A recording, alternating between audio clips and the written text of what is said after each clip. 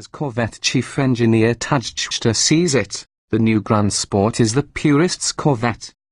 You won't hear us argue that point, but we think his description of the basic Stingray is even more appropriate for this model, the essential Corvette. It brings to mind greatest hits albums that showcase a given artist's best work in one tidy package, and that's what this car is at its core, combining as it does the Stingray's LT1 small block V8 with the Z06's brash bodywork and ludicrously capable chassis hardware. The Z06 is the ultimate Corvette, so think of that one as the comprehensive box set. In the Grand Sport, the 6.2-litre V8 is equipped as standard with the Stingray's available dry sump lubrication system, the better to keep the engine's internal slippery during high cornering and braking, and depth-throated dual-mode exhaust. It makes 460 horsepower and 465 lb-ft of torque, which, if you take a moment to examine the specifications panel accompanying this story, you'll see is quite sufficient. The Grand Sport accelerates to 60 miles per hour from rest in 3.8 seconds, 0.1 second quicker than our top time for a 460-horse Stingray with the same 7-speed manual transmission, and through the quarter-mile in a blistering 12.2 seconds. We've previously published our first drive of the Grand Sport, and you can dive deep into its equipment and sundry changes there. Our test car had the $7,995 Z07 package, which nabs the same carbon ceramic brakes and gummy Michelin Pilot Sport Cup 2 ZP tires fitted to the Z06, as well as the aggressive $2,995 Stage 2 aerodynamics package with all manner of angle-looking splitters, spoilers, and vanes to augment the mile-wide fenders. What you won't find on the GS options list is the adjustable clear piece for the spoiler of the Z06's Stage 3 aero kit, as it was determined to generate too much drag for the Grand Sport's power level. Still, the Grand Sport dug into our skid pad for 1.18 grams worth of grip and hauled itself to a stop from 70 miles per hour in a retina stretching 129 feet.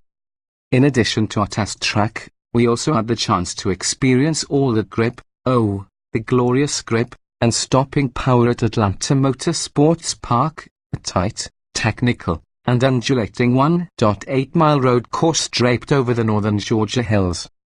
There, the Grand Sport's eye-popping performance numbers became tangible, as we lapped to the soundtrack of a thunderous space riff blatting from the quad tailpipes.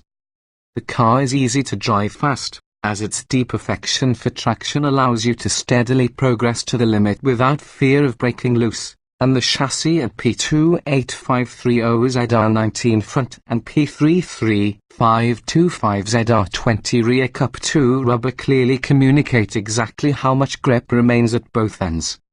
In addition, all Grand Sports are equipped with the electronically controlled limit slip differential that's optional on Stingrays.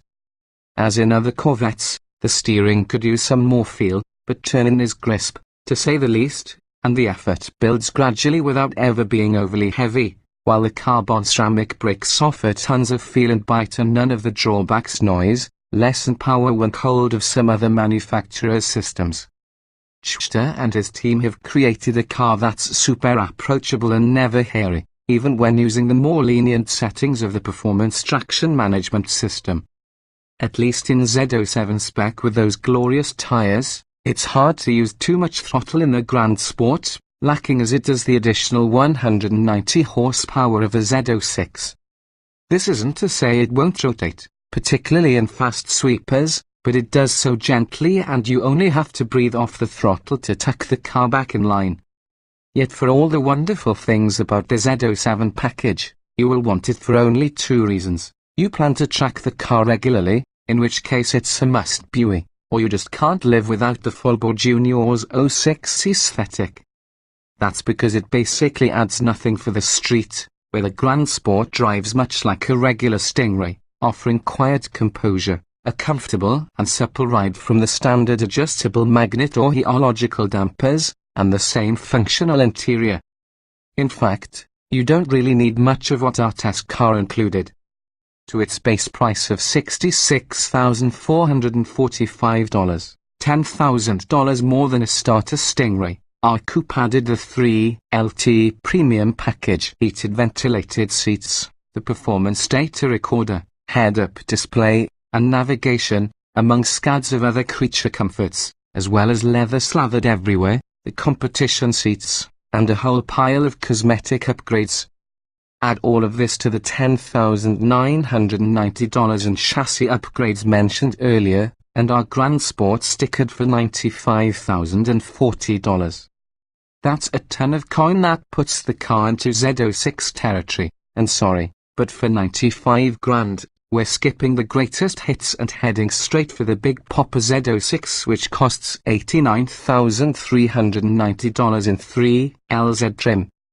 But go easy on the options, like, skip almost all of them, considering that the Grand Sport can be spec'd into six-figure territory, and you'd still have a car sporting most of the handling capability and visual menace of the Z06 without the actual menace of being tempted to exploit said capability on the street.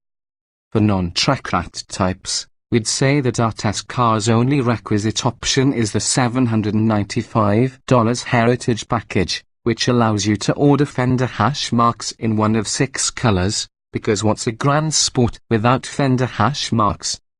We think the marks should be standard, but at least your $800 also gets hashes etched into the center console, grab handles, aluminium trim, and a set of floor mats with the original 1963 Grand Sport racer embroidered on them.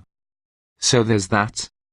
Judiciously equipped, which means different things depending on how you'll use it. The Grand Sport is actually something better than a greatest hits album. It's really more like a late career masterpiece from an artist that's sure of its capabilities and what it wants to be. Assuming this is one of the last major works of the C7 era, we can't wait to experience C8.